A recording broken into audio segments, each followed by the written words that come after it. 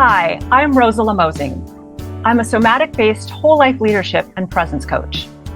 And I'm Ellen Palmer. I'm a regenerative leadership coach and strategic advisor for purpose-driven women. We're coaches. And also friends. Welcome to the Presence Hour. We have cleared this hour to become present to what is and invite you to join us in a lively conversation. We'll explore what is coming up for us and illustrate how cultivating presence can help us gain new insights, perspectives, and ways forward. Let's come together and take the mystery out of presence by getting ourselves there now. Take a deep breath into your heart, and from here, we'll begin. Here we are, arriving in the moment. Welcome. For all of you listening and not watching, we also record these on video on YouTube. And so Rose and I are actually visually looking at each other. And since, I don't know if it's a little reminder I kind of had today that where our feet are touching the ground in different places across the country. So this is like a virtual, where we see each other and we're like, It is. It's a nice reconnection for us as well each time. Yeah. So it's good to see you, Rosela. You too, Ellen. Should we do our mood check? See what's on for us today right now? Yeah, let's do that. Do you want to start? Sure. I've been feeling recently, I've been practicing being really present and feeling this sense of presence, like kind of in my chest, where I have this kind of centered, I don't know how else to describe it, except for I just feel centered. So it's like my energy isn't calm. It isn't excited. It's like just somewhere in this sense of just like peacefulness, but not calm even. It's hard to explain, but I've been practicing that lately. And I just feel like that's what I'm sitting with today, right now. How about you? I love that. In this particular moment, what I'm feeling is I'm having the impulse to label it almost giddiness. But what I'm really noticing is that it's a rush of energy through my body, a feeling of aliveness, and almost to the point where I could perhaps label it almost anxiety, but it's not. There's an abundance of joy here too. And maybe some anticipation and excitement about being here together and the conversation we're going to be having. So, yeah. I'll breathe into that too. So all of you listening, we invite you always at this time to do this mood check with us and check in with yourself and see how you're doing. So we settle into the call. And Rose and I did chat a little bit before this, but not for very long because we immediately pinpointed something that was happening for both of us and thought, you know what, let's just dive right into the conversation. So I don't know, Rosela, if your excitement or giddiness, if you want to start with where that comes from. Well, yeah, I think over the last couple of weeks, both Ellen and I have recognized that we have some pretty substantial developments and shifts and changes happening for us. And so there's a lot of moving parts, a lot of unknowns, a lot of excitement around what's coming next. And, just looking at how are we responding and what's coming up, and getting curious about what is coming up. What do we need to be cultivating to help us meet these new opportunities and challenges? And so that's where we stopped the conversation and thought, well, let's explore it together with all of you. And so I think this is just, everyone has transitions in life, everyone has changes, but especially if you're going through a substantial transition or shift or change, this might be a really helpful discussion. And so I'm curious to see what will come up for us. And I'm interested to hear how our listeners might respond or what they want to share about what comes up for them. Yeah. Can I jump in and explain just a little bit more about the transitions and to point out that it is a transition that Rose and I, it's both in our work lives, that our work lives are expanding in new ways, and we're going to be taking on new responsibilities, new roles. We're going to have less flexible schedule. We're both moving in. So without going into too much of the details of what we're doing, it's more about how we're doing it, I think, is the conversation today, is what is in all of. I'm not going to say all. I'm going to start out by talking about my clients and see if this resonates with you too. My experience with coaching, we're coach people through transitions, like, because everything is about building capacities to what they want to do next that they don't have already. And so that's why they get a coach, as to how can I, build these capacities. So we help people with that every day. So how I'm kind of viewing this is like, I'm going to, all the things like how I help others through transition is being just really mindful of applying everything I know and everything, all the tools to myself. I don't know how you're approaching it, but that's how I feel like. Yeah, I agree. I want to, I think that's a good way to frame it. We're going to kind of we're going to coach ourselves as the coach conversation. And I think that's an important distinction that you made, is that while some of the clients I'm working with, I do a large number of them, I'm coaching through specific transitions. And also every coaching conversation is a transitional conversation, because, that's the point, is that you're growing your capacity in some way. And so thank you for naming that. Yeah. Yeah. Okay. Where do we want to start? Where is anything like on the top of mind for how you're preparing for this transition, or even how you're experiencing yourself? Because some of it is like just experience yourself knowing the transition is coming, and how you react to change. I mean, I think that's maybe the first. Should we start in the beginning? Yeah. Or is there a bigger beginning, or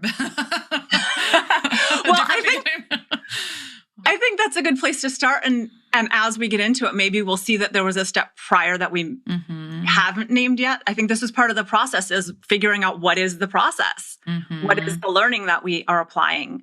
And so I think just starting with the beginnings is a great beginning here. Awesome. So is that something you want to start sharing your experience, or would you like me to share a little bit of my experience? I can start. I'm thinking, where my head was going was, because I already like started saying this, was that I was like, how do I prepare myself? Like in learning what are the coaching tools and all of the things that I find to help me stay resourced and manage change, and what are they? So I started a little list of my own to be like, okay, what helps me? What are my reminders? What do I want to make sure I'm doing every day in terms of my schedule, so I stay resourced during this transition? And I just started, like, that's where my beginning seemed to be, is just starting a list. And I like lists, I'm one of those people. Once I put the list out, then I can start organizing it and making sense of it. But first I just have to get it all out of my head onto paper and my thoughts. So that's where I started. Okay. How about you? That is a useful way to do it. And I sometimes wish that I had a little bit more of that capacity, but I tend to go through it a little bit more experientially. So I just recognized that my ability to observe what is happening and how I'm responding has sharpened quite a bit. And so then I just in real time was noticing my old conditioned tendencies coming up, the way that I would habitually respond to things was coming up. And I noticed that I had a little bit more space to notice that, and then to be in choice. And then that led me to, okay, well, what do I want to respond with? And what am I doing to help myself get there? Or what have I done to make this possible? So that's kind of the way that I started to get into it. Yeah. And you know what? I'm so glad that you named that. Because that was like the predecessor to making my list, is that I was noticing old patterns come up. Like one of them is I have a very high achievement focus. So I often take on more just because I'm like, oh, I can do this. And I can see all the things that need to get done, and I'm ready to go and up for taking it all on. And I was like, okay, let's rewind that. I see that old pattern coming up in me and wanting to start transitioning to the new work before I'm even done with the old, like, before I even really begin it. Cause I'm just like eager and want to start going. I was like, okay, I see that coming up, but what is going to serve me best at this time? Is that going to serve me best or something else? And like you said, slowing down, making the choice. And that's when I was like, I think it would behoove me more to spend this time really getting clear on what's going to support me. Cause that's what I need. Cause I'm going into a very, very busy job that I know I'm going to have to make a lot of decisions about how I use my time. And I want to make sure that I'm staying resourced because that is something I really value. Yeah. That's relatable. And I think one of the ways I saw it showing up for me is not necessarily the same degree of busyness, but recognizing that there's going to be a little bit. So the initial thing that kind of hooked me was this idea of being a little less in control of my own schedule and having a little less flexibility and freedom there, and being uncertain about what will actually work for me so that I can be my most present and best self in service of clients that I'm, this new level of engagement that I'm going to be in. And I recognize that I'm tending to, there was a lot of like getting feeling like I needed to micromanage and control and with the calendar and like obsessively thinking about the 50 different ways I might structure my calendar. And I recognized that it was all a reaction to the uncertainty of, I don't know how it's going to feel to have to be working consistently, through more hours of the day, more, every day of the week, and not have, right now I sort of have a flexibility where if something's not working this week, I can recognize that. And next week I can, negotiate and make some changes and partner with the clients that I have, or, there's more flexibility. Whereas with this new engagement I'm taking on, that it's like, well, I have to pick something and just make assumptions about what might work. And then that's just going to be what it is for the month. And I think I initially was reacting to that as though that's what it's going to be forever. Yeah, and so just recognizing, oh, wait, that's not true. It is unknown. And it can still be an experiment of, well, I'll try this for a month. And, it's a month. That might be uncomfortable if it doesn't work, but then I can change. So just even recognizing that bit of like, oh, this isn't forever. It feels forever because it's more, it's more locked in, but it's also only locked in for a month. Yeah.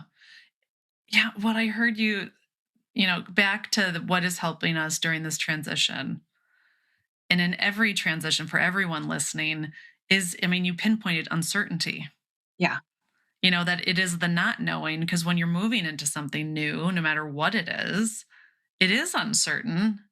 And so is there something there? You said that you were aware of it. You get aware of what's happening and then you choose something else. And so in that instance, the uncertainty came up. You chose to be like, okay, this is, you got a new perspective and said, this is only a month, I can shift this afterwards to kind of lower the stakes on the uncertainty. So I wonder if it's worth a conversation to look at how do we view uncertainty?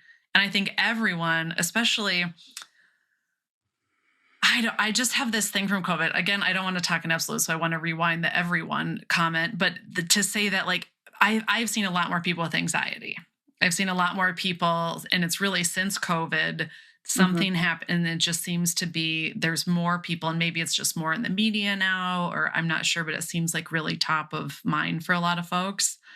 And that uncertainty, and you even said at the beginning of this call, you sense it in your body and you're like, it could be labeled as anxiety, but I'm also excited. And, what is this? And I think it's kind of a nod to how do we deal with uncertainty? And anxious, we think it's anxious because I always relate it to, it seems like the stakes are really high and that makes us assign anxiousness to the situation. But if we can find a way to lower the stakes, like you did, changing perspective, it's only a month, whatever for this situation, that then it can lower the stakes. And then it's like, oh, this is just excitement and anticipation. So anything there more about this? Like, how do you manage uncertainty in transition to like kind of skill up around that or reflect or? Well, so I think you named it. I think it is recognizing what's happening and finding ways to reframe or lower the stakes. And I'd love to hear more from you about that. I'll also say, for me, part of the recognition was noticing other patterns come. So I noticed that I was being a little obsessive about the calendar, but it also took me sort of a week of playing with it on and off in my spare time. And what helped me to recognize that was that I was being a little short with my partner. I noticed myself wanting to move into sort of something unexpected came up in my home life that was disruptive to this move. And I noticed myself sort of wanting to take on a victim identity and put blame on him. And I was getting a little, like, I had the impulse to want to be short with him, to start conflict with him. And I was able to recognize, oh, well, that's the old habit. That's the fear-based survival mode, gears spinning up. And that's where I had that moment of pause and like, well, okay, that's not actually going to help me. There was a specific moment I'm thinking of where in the evening, the next morning schedule was going to be impacted. And there was something crucial happening for me the next day that I felt like was going to be disrupted. And then, so I had to stop and ask myself, well, is it going to help support that thing I want to do to start a fight with him right now? Or is it going to help support me to put that aside, take a time out, and come back to it later? Yeah. Which I did. And then, go ahead. I just wondered if I could ask in there, because to me, this is the way I would name it, is like you're feeling under-resourced because you're stressed and fearful about this other thing. And then when you're just under-resourced as a person, you act under-resourced with whatever situation's in front of you. Yeah. Did you feel that going on? Would you describe it in a different way? Are there... Yeah, I think that might be a way to describe it.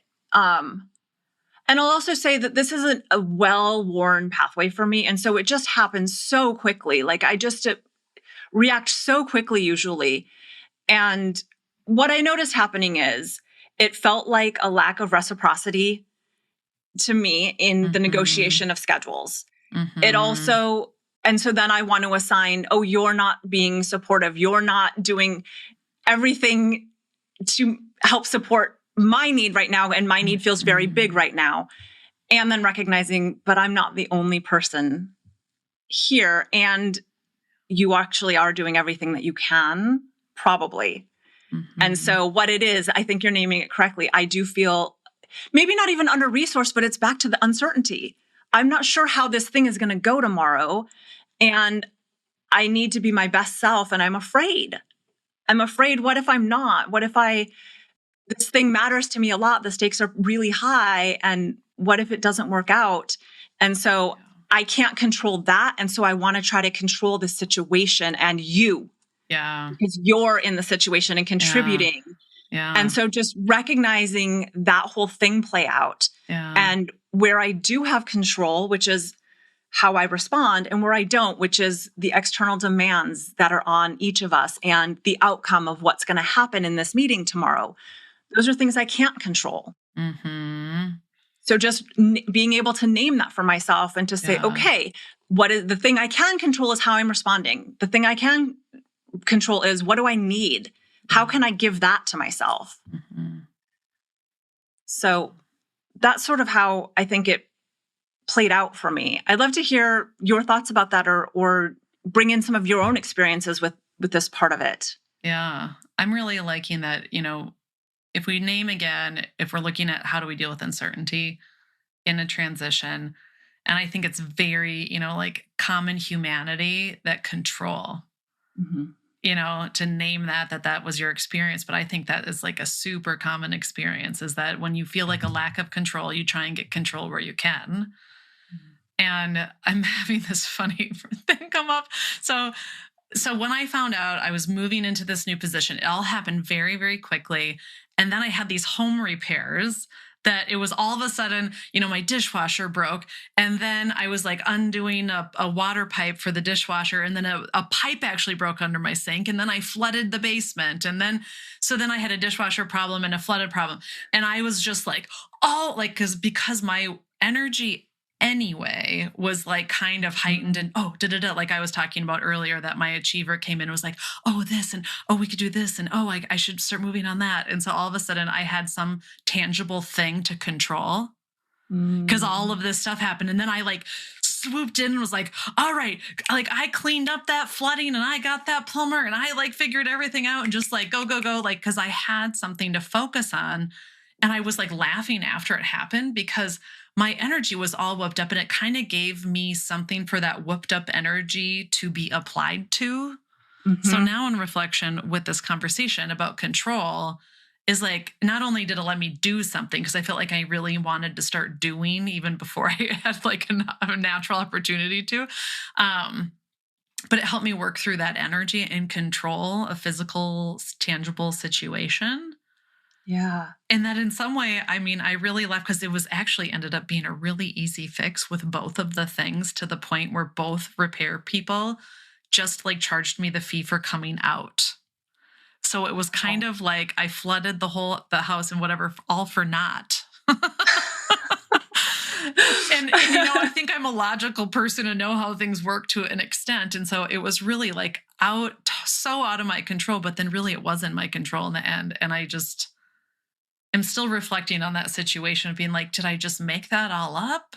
So then I could have something to do, which really I didn't, but like, but in retrospect, it seemed like a big lesson for me to learn about what was happening for me in this transition, just to reflect on my own personal feelings about what was happening.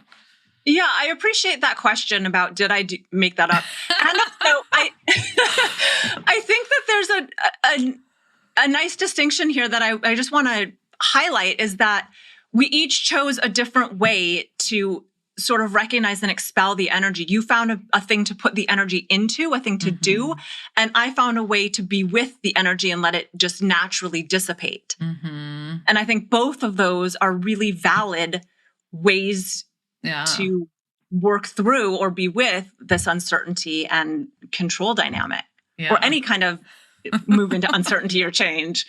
Well, from my experience, I much rather would have sat with it rather than deal with all those problems. Because it really was like a lot to, deal with. But yeah, I love that reflection and that invitation, I think, too, again, just to pause. We've talked about this, I think, on almost every episode, about sitting with discomfort. And that sometimes you can't know. Someone asked me yesterday, like we were talking about having a feeling of gratitude into your heart to just like kind of conjure up, feel like bring a sense of gratitude. And they're like, well, what if I can't? What if it is just not accessible for me? And I was thinking about like, it just goes back to whatever is there that's preventing the entrance of gratitude is like sitting with that and honoring that and just being with it. And I just, over and over, that is a lesson that I've learned that has really helped me every time I sit with discomfort and let things just transform without even assigning judgment to it, to just sit and be like, oh, I don't have to know what this is. Because I'm one of those people, I'm like, I want to know, like, what is this sign, or what is this, telling me? And me learning to just sit with in stillness with it, I don't need to know. It just transforms and it goes away.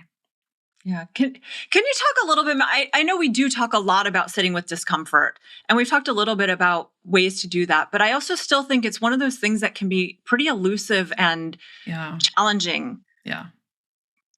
Can you talk a little bit more about how you got from this sort of habitual response to visibility and what it is, what you do to sit with it? Yeah. I'll use an example of what I went through over the holidays that kind of led me to this new place of being really certain about taking this new transition that I'm taking and that I'm taking on. And it started with a lot of discomfort that at the end of the year, going into Christmas, I always go back to my parents' house. They live in a rural area that's really pretty. And this year in Minnesota, I usually love snow.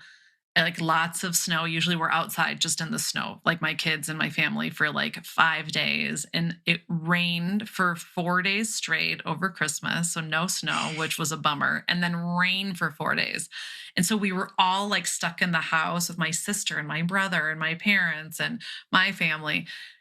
And I just felt like, if you can imagine any family dynamic where you just kind of want to explode, but you don't really know why. I mean, sometimes you do know why because you're getting into conversations or things are happening. But this exact holiday, nothing around me was going on except for that I was just bummed that it was raining and we were stuck inside. But I felt like that rain inside of me. Like I felt that gloomy, doomy, uncomfortable, like, you're kind of eating more over the holidays and I wasn't moving my body because we were stuck inside. And so that kind of stagnant, kind of feeling full. But I really felt like something was just grinding on me and I didn't know what it was. And every time I'd want to, like, I could have projected that onto my family members and, snapped at them. There were plenty of times where I felt very short-tempered and that I did want to kind of snap. And I just like breathed through it. So I felt that discomfort come up, and it's more that presence and awareness that I think I've cultivated over time, that the first thing is being aware of it and seeing that it's even there. And then being present with it is number 2. And that's sitting with it. And so that's just like literally feeling it. I felt the feelings in my body. I felt the things I wanted to say. I noticed the thoughts that were circling in my head. And the urge to know, like, what is this? Why do I feel like this? And I was kind of looking for someone to blame at first, like, oh, that's because of my mom always says this to me and I'm sick of it, or, something like that. And I was like, really, that's not it. And I just knew in my heart and kind of like this internal wisdom that wasn't it. And I have been doing this a really long time. So imagine that I did this over the last 3 years. So this is like the biggest episode that's happened. And I just continued to sit with it. And it felt horrible. And then I just kept saying to myself, trust. Just like trust that this is like in service to me. Like, how is this happening for me? That my body or my mind or something is trying to tell me something, that I am not at ease, that I am not in a good place, that something does need to shift, but I didn't know what it was. And so I sat with it and just got rid of the I need to know what this is right this second, and just sat with it and sat with it. And then after the new year, it started getting a little lighter. And then a couple of weeks later, it started getting a little lighter. And then as I moved through January and February, I was just like, what am I choosing in my business in terms of the type of work I was doing and what I was doing and what I wanted to do for the year, my plans for the year. And I finally came to my awareness eventually that weighing the pros and cons of how I had currently structured my life, that maybe that wasn't what I wanted to choose anymore. And maybe I wanted to choose something else. And it was this really long, slow. So that's kind of like a really big example. But without that, I don't think I would know. When this job opportunity came to me, it was clear as day that it was the right thing for me, even though if I hadn't have done all that work leading up to it, of sitting with discomfort and really trusting myself and trusting when I needed to know, I would know. And those pros and cons, I was just like, it was just the perfect timing where I was like, yeah, this is choiceless. This is exactly what I should be doing. Yeah. And without sitting with discomfort on that maximum scale, I don't think I would have gotten to this place. I would have maybe had the same job come to me and been like, oh, I don't know. Yeah. I just want to reflect back, I think, what I heard you saying. Yeah. So I think what I heard you saying is that you first noticed the discomfort. You noticed what was actually present there. You were willing to accept and allow it to be there. Yeah. You were able to reframe in that acceptance. You reframed the way you were orienting to this is something bad that I need to push away or get rid of or shift or change, to let me get curious about what might this be trying to tell me.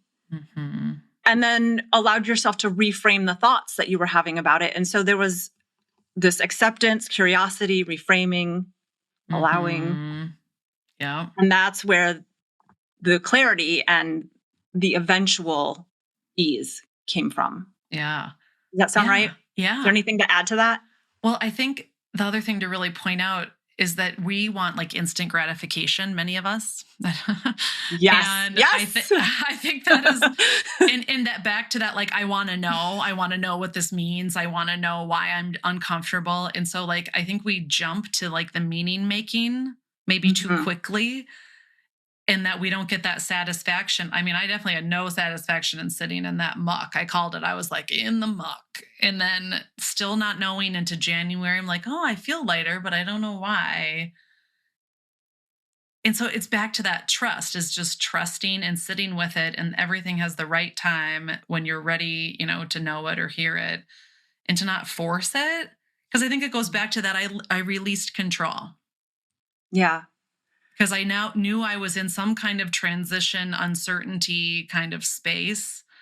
And I just decided to release control and just trust. But I had to do it like, sometimes I had to do it every 30 minutes. Sometimes I did it every 2 hours.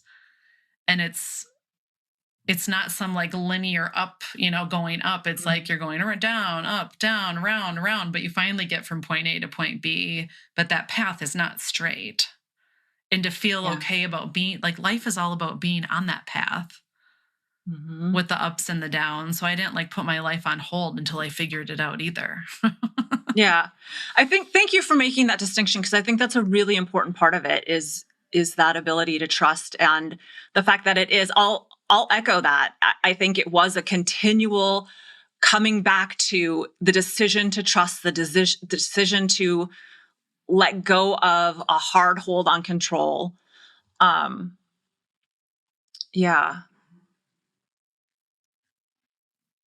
Yeah. I love that. I love it. And it's like, I'm adding it to my list of things to do. I have a little list here of all the things that I want to remember as I enter in a busier time in my life. Because I think when I am really, really busy, these things aren't top of mind for me, because my mind is consumed by a task or doing. And so that's why I went to the writing it down. So I have my things organized. I don't know if this is a good transition time to talk about like what I'm putting down, because maybe it could help others through, to how to structure or think about what helps you stay resourced, or what types of things can help you in a transition.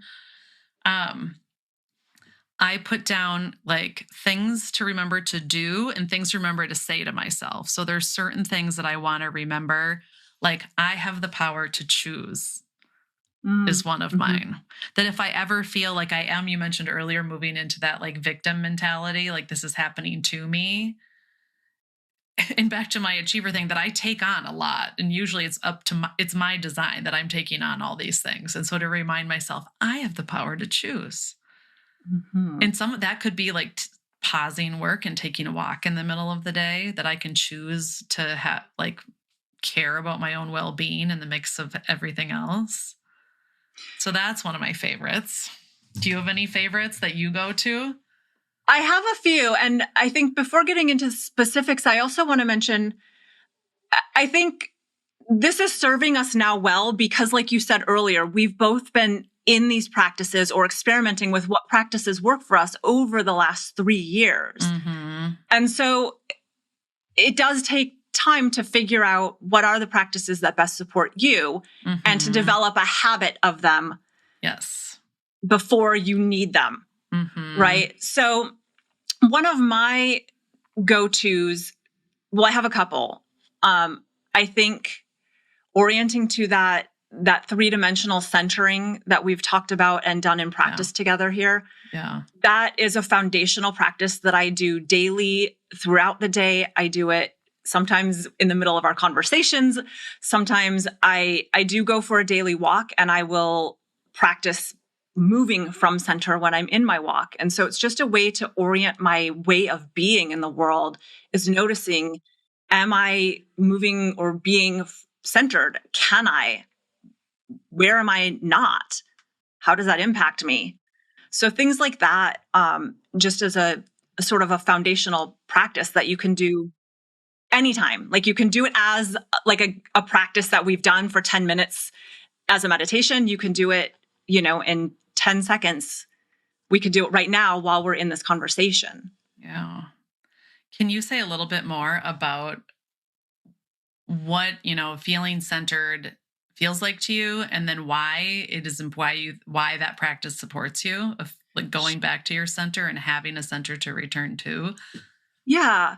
So for me, it's a couple of things. It's both physically having my weight balanced so that my body's in supported alignment. So I feel physically supported. I feel capable of moving, of sitting still.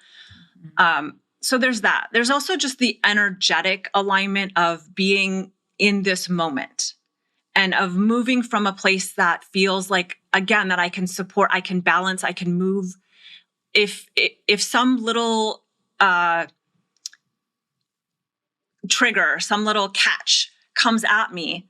So like the thing that I was talking about where I wanted to blame my partner, I was able to be in my center and recognize, oh, I'm feeling like I'm getting pulled off. And there's the space to take that breath and feel grounded and supported. That sense of being able to notice that I can resource myself. I have a little bit more stability, I feel a little more solid. So those are and part of what I center around is not just the physical dimensions and the energetic dimensions of length, width, and depth, but it's also around what, for the sake of what? Why? Mm-hmm. What matters to me here? What is important here for me? And so that can be an overarching sort of, this is the thing that I'm orienting my life and being around right now, or the thing that I'm focusing on developing in myself. And it can also be in this moment, what matters, which is what I did in that conflict. In this moment, what actually is important here? Yeah. So I'm still curious about, I kind of hear you saying three things and wonder how the three are connected. Centered, getting centered. I hear presence in there, that you're centered is basically you're presencing yourself, getting yourself in the present moment.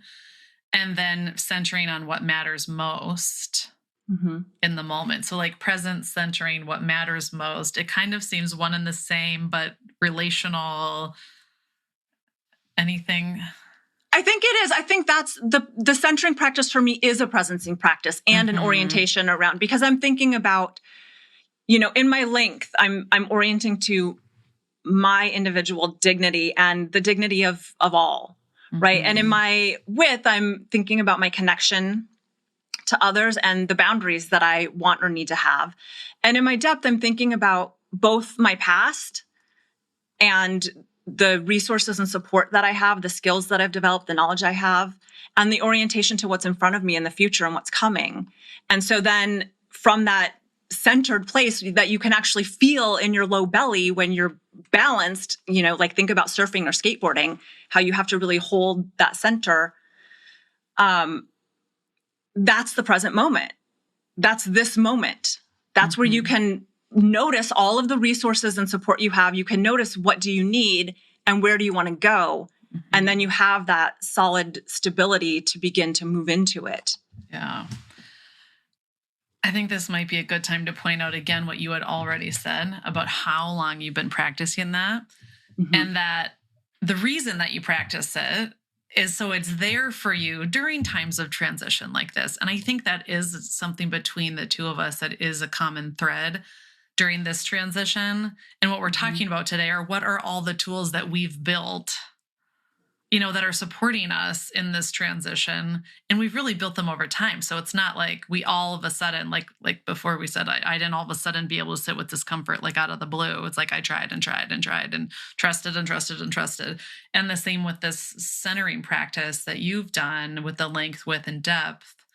And there's many different ways to find your center. There's that center, your center of gravity center that you're talking about, that all of our bodies are moving from that center of gravity all the time without us knowing it, unless you're somatically aware, knowing or paying attention when you're moving. But, there's automatic, we have to be automatic beings. But also there's that other practice that we have both that I really like is centering in your heart. And for that one, for me, is like the one that's the most, like I talk about it, like I named my original LLC Inner Resource Services, because I talked about like building that inner resource inside of yourself. That is like, I think the critical thing, if we just talk about one thing that supports you, is this inner resource where you can feel it in your body, wherever you feel it, and center in it. So for me, it's like centering and having like a heartfelt emotion in my heart. And at first it was hard for me to find, but the more I did it, and that's where we talked about this, was it just last episode, about the self-love? That's where I was like cultivating that. So I know what it feels like. So now for me, I just go, that's where I feel my center and feel this like kind of radiating presence. So if I want to get present, that's what helps support me in becoming present and helps me be like, okay, like you can trust, you can let go, whatever the things are that are helping me. It is that, I think, that centered presence, trust, and it's like what it means and how to get you there, yourself there. Yeah, that's a good one. I recognize that that's also, when I talk about what matters to me, that's part of that, is centering into the heart with that. Yeah. And this is maybe not entirely the same thing, but related. I also recognize that when I first began these practices and noticing different sensations and where I was feeling things in my body and what I was feeling and how to orient, I was surprised to recognize I had a really hard time with joy and heart-centered things. Yeah. And so I'm curious if you can talk about a little bit more about your experience of that connection, or how do you help people that struggle with that? You mentioned earlier that you had somebody that was struggling with gratitude. Yeah. Is there more to say about that? I think, well, first, that what we talked about when we were talking about the gratitude is like, how do you just sit with what is and what is there? Because there's some of that, I think there's a softening that needs to happen. Because when you're like gripping really tight, I can't feel it. I can't feel it. If you're in that mode of being like, I can't feel joy, like that tightness. So it's like loosening and softening.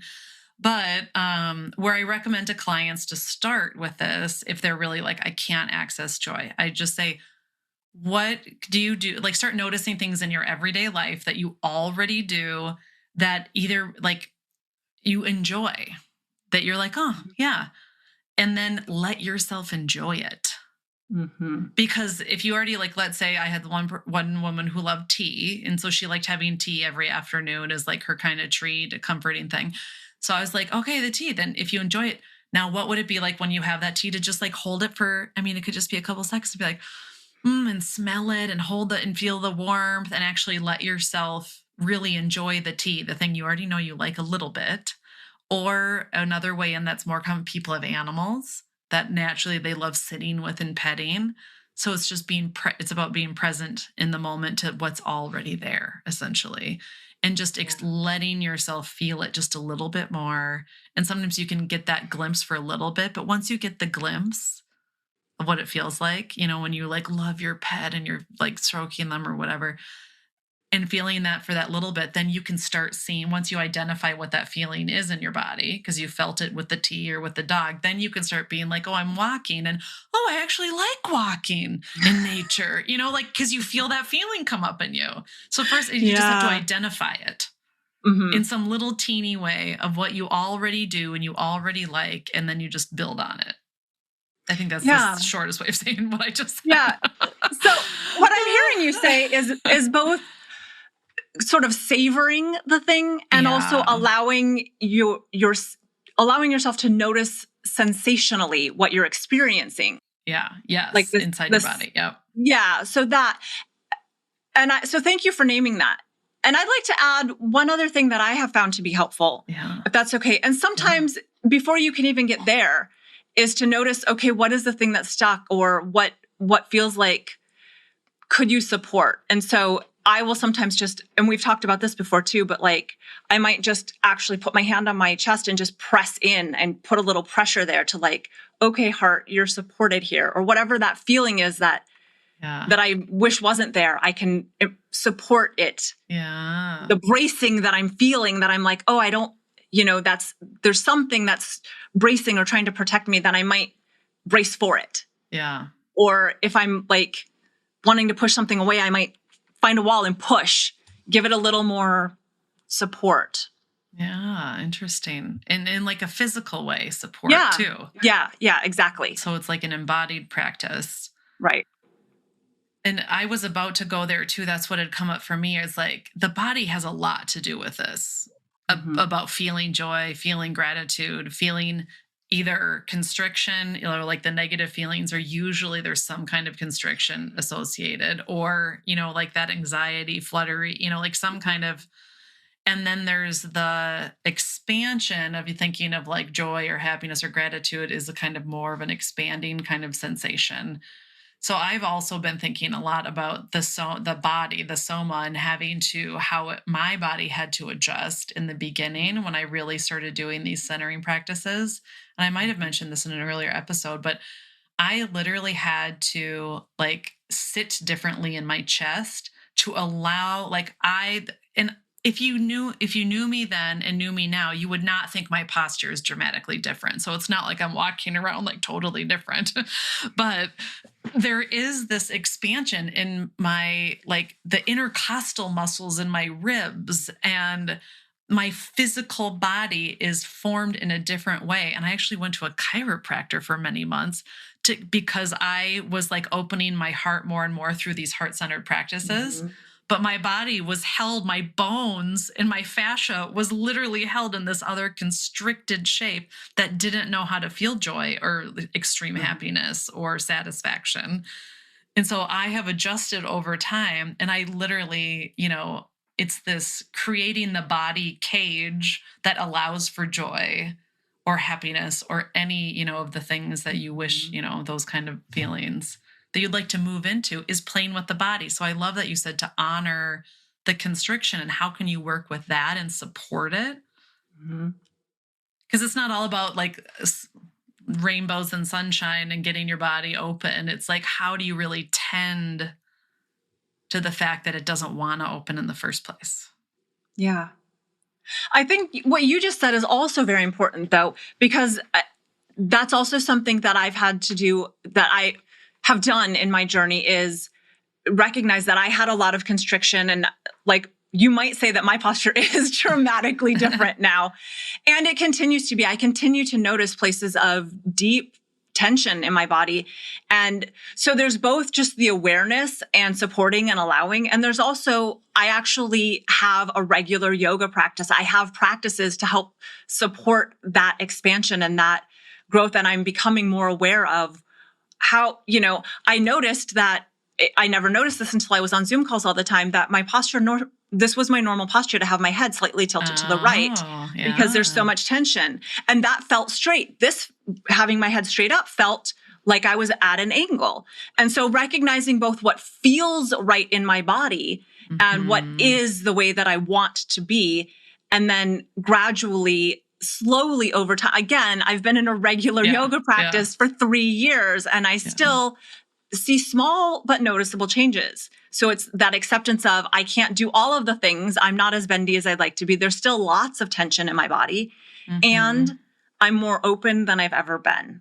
Yeah. And I'm still in practice. Yeah.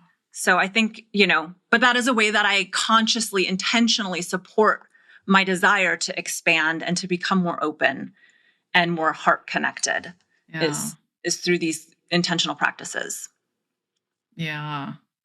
And I'm thinking about this transition, the transition that we're going through, and to bring this into back to how do you manage a transition? How do you maintain, all the skills or, everything that you've learned, or what would be helpful for you to manage uncertainty and to manage a transition? And I think it's like those teeny little subtleties, like you said about the neck tilting, Mhm. because that's what I realized last week, that as I was doing extra work, because I need a little transition period, I'm kind of doing some extra work, that I am like getting tight in my left top shoulder. And so there must be some tilting. There is like a shoulder coming up on my left hand side.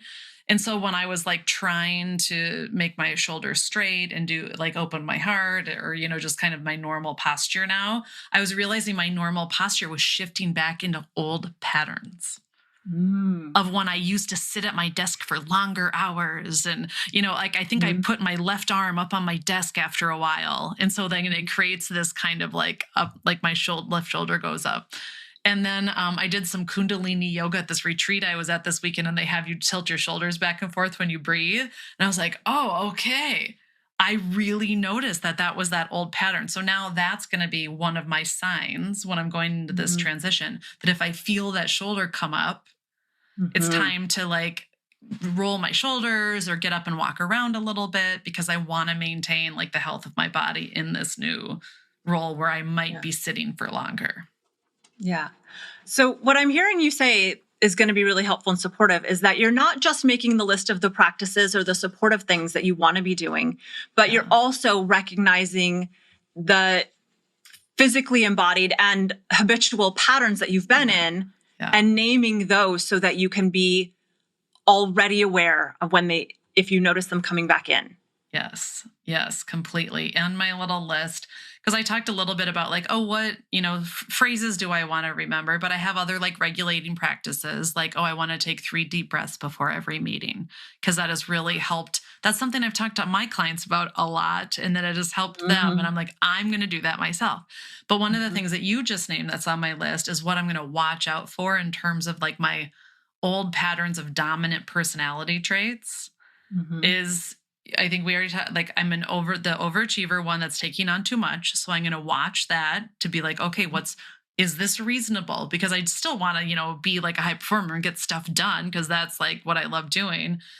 But to really keep an eye on that. The other one is the knower, that I've always been paid to be the knower, like, if you hold a certain job, like you're paid to be the knower. Like that's what we value you for. But to know, like I've learned throughout like the last so many years, and even before that, I mean, I've always kind of worked like this, but now I want it front and center, is that I don't have to do things alone. I don't have to be the knower. I can be like, you know what? I don't know. I'll get back to you. Or I don't know. Who could we ask about that? And just be more forthright about that, rather than be like kind of in the back of my head, having the urge to want to know everything. And that's where it brings in my other third little one that I want to keep an eye on. And I'm saying it out loud for accountability, is that I call it the lone wolf leader, that a lot of like I call them old patriarchal leadership models are like this lone leader at the top doing it by themselves. And I just think that's baloney. Like, I think like we're human beings. We're not meant to do things alone. And so to remember to be like, let's like, if I'm working in partnership with someone, or how can I solve this with, someone else? And of course, there'll always be things that I'm doing independently and collaboratively, but to change my mental model, that leadership is not a lone wolf. Like, it doesn't have to be a lone wolf experience. We can, have it be a collaborative model if that is what is the truest expression of me, which it is. So I'm just going to lean into that and not go back to old ways where I think I was trying to fit into like an old model of leadership, because I thought that's what you did. Or what you had to do. So, yeah, I think this is another important thing that you're naming is sort of a level of self-assurance, or orienting around what do I believe what is the way of being I want to bring to this? How do I want to lead? Instead of, this is how I think it's supposed to be done because that's what exists in the world. And so I'm going to try to do that.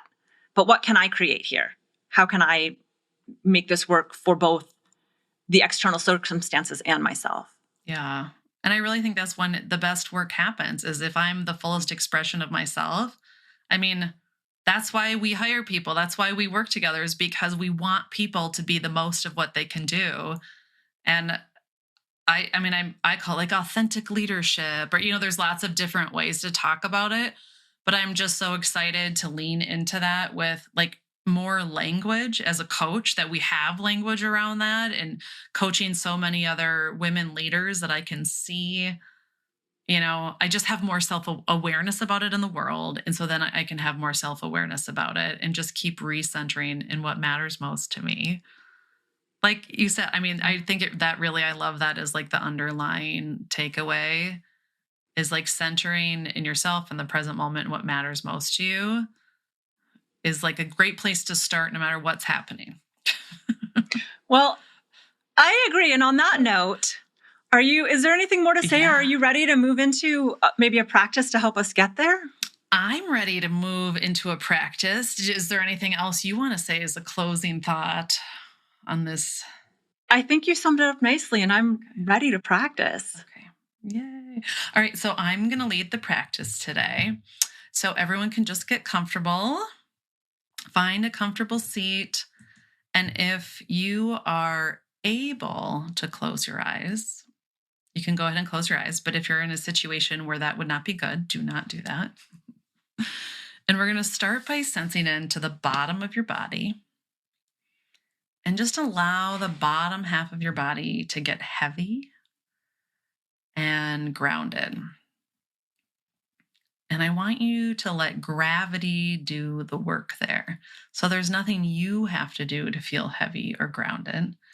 Just sense into how gravity is already effortlessly holding you to the earth. And just feel that.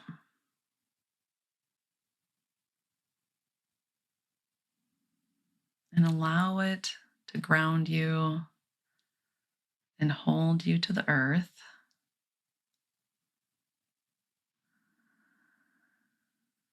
And as the bottom half of your body stays grounded and rooted, I'm going to ask you to allow the top of your body to become light and sit up into your full length.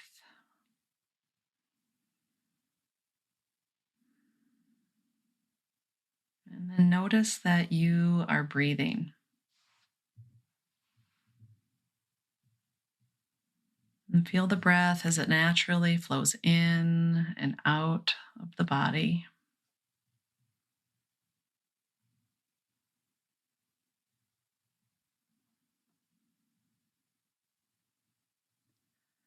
Now I'm going to ask you to allow your breath to deepen. So let that breath fill your lungs.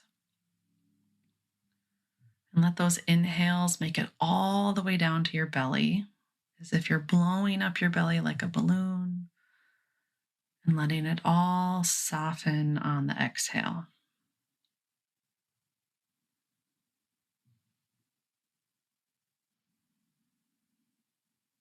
So we're going for really deep, slow breaths.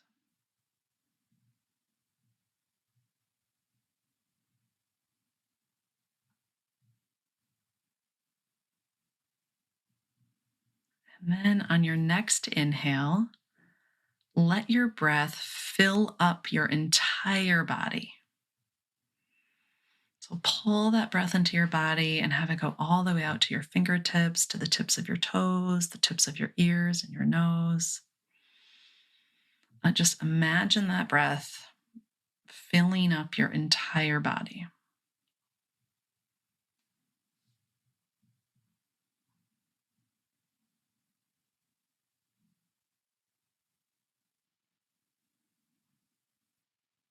And then keep breathing, continuing to focus on the sensation of your breath, traveling throughout and filling up your whole body.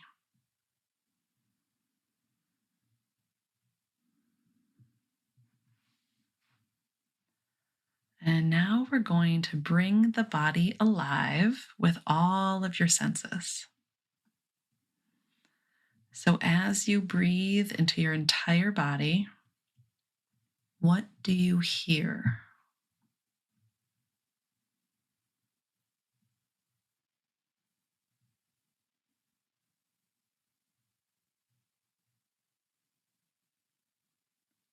As you breathe into your entire body, what do you smell?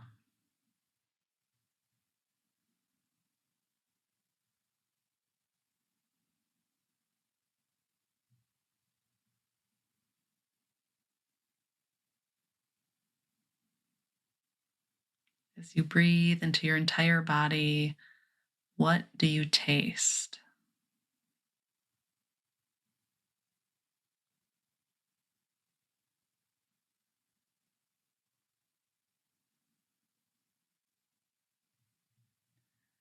As you breathe into your entire body, what sensations do you feel against your skin?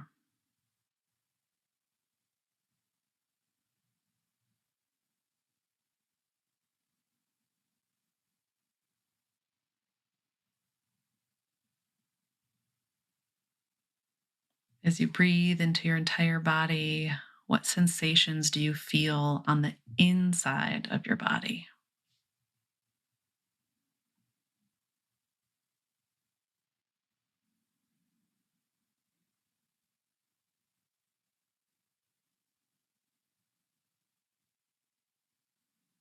As you breathe into your entire body, what emotions are present?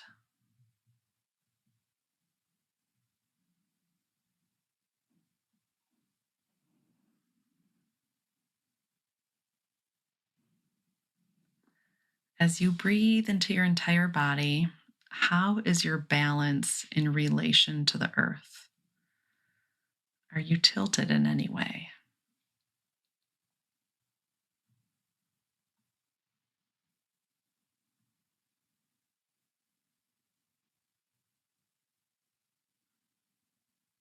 And as you breathe into your entire body, sense your connection to the environment that you're in.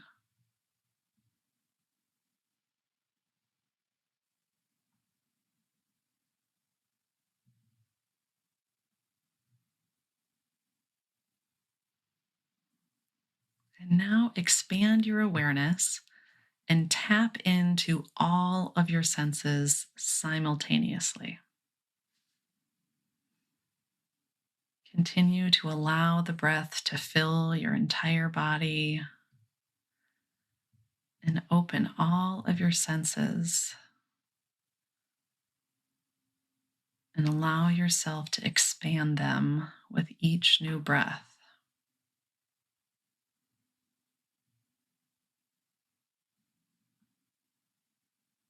And feel the aliveness this brings to your present experience.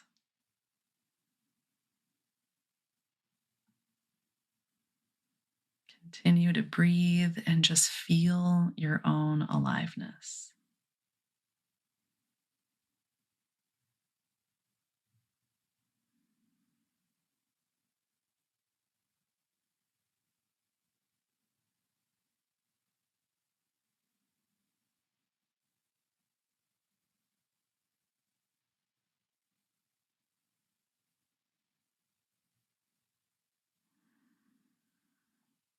Begin to feel the chair or whatever other surface is beneath you while keeping your senses open. Begin to wiggle your toes and wiggle your fingers and allow your eyes to open when you're ready, arriving back in this moment together. And I invite you to remain alive within your body as you go out and about your day today. And with that, we are complete. Thanks for listening. We want to hear from you. Drop us a comment on what you'd like to hear more about or questions you may have. We value your input and we'll work those topics into future episodes. If you enjoyed this episode, please share it with others. Like, subscribe, and leave a rating and review. It would go a long way in helping us spread the word about the Presence Hour podcast. Thanks again, and we'll see you next time.